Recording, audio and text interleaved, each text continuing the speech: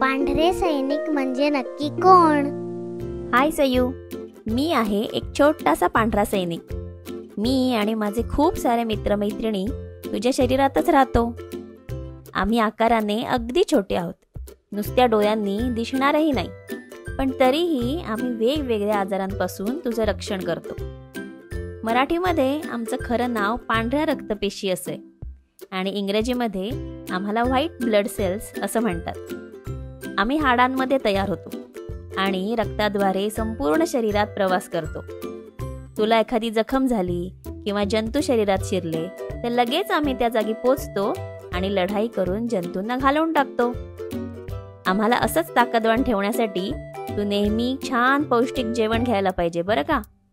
आणि जंतू पसरायला नको म्हणून नेहमी स्वतःबरोबरच आजूबाजूचा परिसरही स्वच्छ ठेवायचा. चालेल?